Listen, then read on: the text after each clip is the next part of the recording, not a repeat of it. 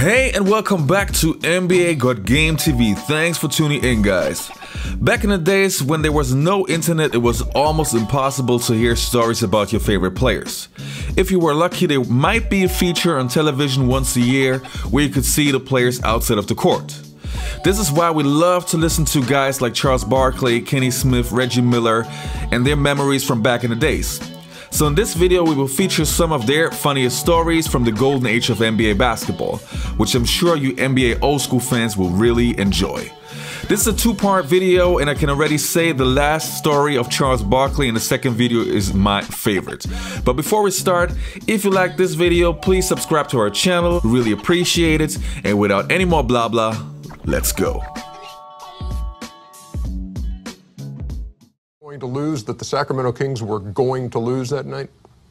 No, you have a delusion that you're going to win games. But in fact, you were 24 and 58. Yeah, you have a delusion. But you know, Bill Russell at the time was our coach, and we had an interesting concept with me as a rookie.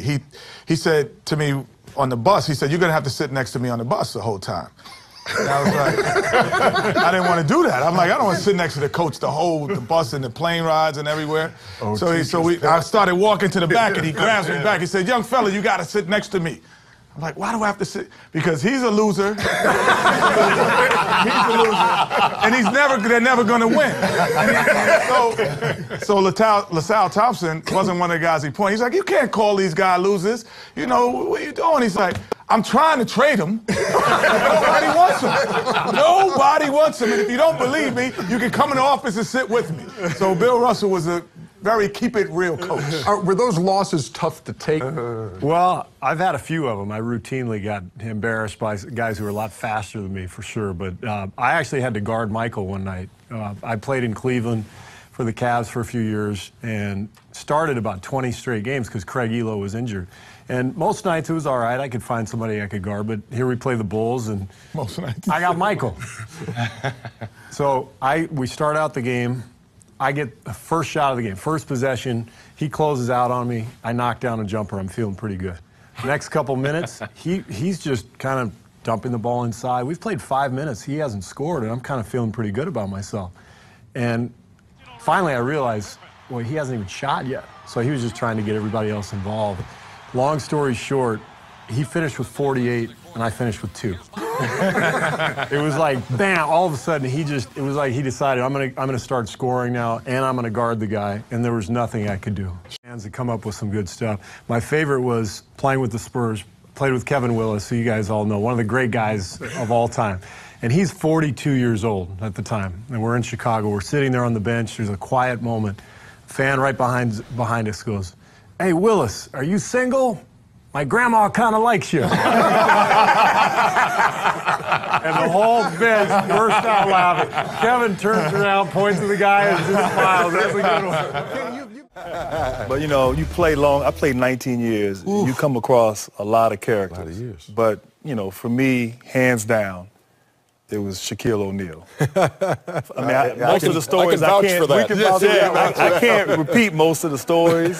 But I mean, every day, I think he literally would come to practice every day thinking of how can I make everybody laugh. Mm-hmm. And but did it actually make you laugh, or did it just make you shake your head? A little bit of both. But I mean, Shaq. I remember one time we getting ready to play a big game against Dallas. As a matter of fact, I think it was a TNT game. We're fighting for playoff position, and after the pregame meeting, you know, I go in the bathroom, I come out, and Gordon Girachek is laid out on the floor. And like the trainers are like trying to wake him up, you know. Shaq choked him out. Like 18 minutes on the clock, we're getting ready to go out to play, and Shaq like put him in the sleeper hole because he was talking too much. He was talking trash to Shaq. So Shaq, that's one funny. He's not here to defend himself, Shaq. But I mean, it was funny like, bully. G-Hill, I told him don't mess with me, G-Hill. I told him.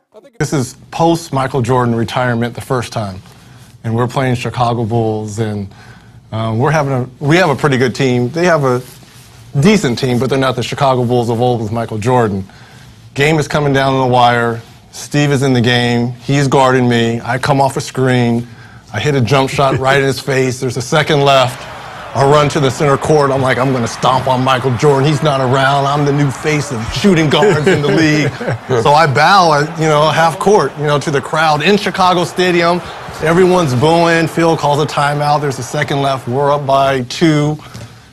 Scotty's taking the ball out, gets the ball to Tony Kukoc, who just turns around.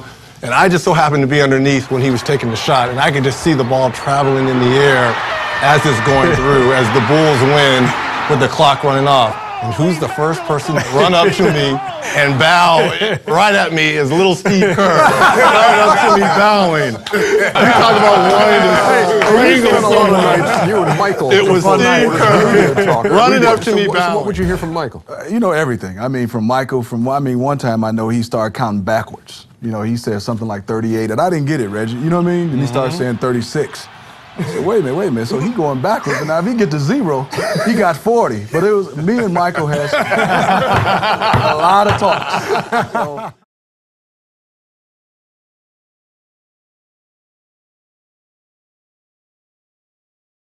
One is George Mirasan. Because George Mirasan, man, he's the best. But, he used the bathroom before the games. So George had everybody scared to use the bathroom because he was 7'6" and could look over the stall. So he be looking at you like, what are you doing? Like, man, come on, George. Or you just feel like water dripping. See, Webb, that's not funny. No, it's not. But you feel like water dripping and he's just holding the ice cube. So think about it. If he's holding the ice cube, when did the ice cube start melting? Has he been here watching me 10 minutes? So it was George Mirasan, but with him. The last part about it is, in practice, Coach Russell really didn't run practice that much. So he would let Willis Reed run the practices. So he would read the paper. He was kind of like Bear Bryant. So he's sitting down, he's reading the paper, and all of a sudden I look over and you see him sleeping in practice. So he kind of stumbles and everyone laughs. And he's like, everybody out of practice. If y'all wasn't so damn boring, I wouldn't be sleeping. You was out of practice for us being boring. Ken Norman. Yeah. Good Lord, Snake. He ain't seen funny. Different funny. Okay. So I'll give you 2 of them. Our general manager, Pete Babcock, wore some bad shoes. So he used to always say, Pete Babcock, do those come in leather? And Pete would say, you got leather. And we both got leather. I love that. And then the last time, Lenny wasn't playing him. We were playing the Chicago Bulls. And being him from Chicago, right, he used to go, ooh, Michael Jordan's going to be jumping high.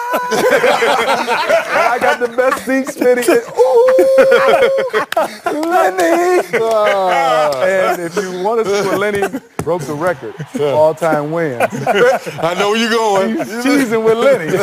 Ken Norman by far. He used to always say, Smitty, George, go to George. I talked to Juanita. He's going to get 50. Well done. I know sushi. Whatever. Yeah, sushi. No, I was like Kenny. I just, pasta, chicken, whatever. But I'll tell you a quick story about Tony Kukoc. That when he came over to the NBA, first game of the season, I asked him if he wanted to go grab a bite to eat. It's about 3 o'clock in the afternoon, kind of, 4 hours before the game. And he orders this feast. I mean, salad, appetizer, huge plate of pasta, chicken, glass of red wine, a dessert like tiramisu, and then he follows it up with an espresso. And I'm just in awe. I'm sitting there looking at him like, Tony, this is your pregame meal? He goes, in Europe, we eat a lot, we drink a little wine, we have espresso, we go back to hotel, take big then we go. Hey, all right, here we go. Oh, man, was I allowed to say that? I got to honestly say, I did not see that story going there. That was awesome. I don't know. Oh, man. John Sally was, he really was a comedian. He would write jokes, and then he would go and perform them.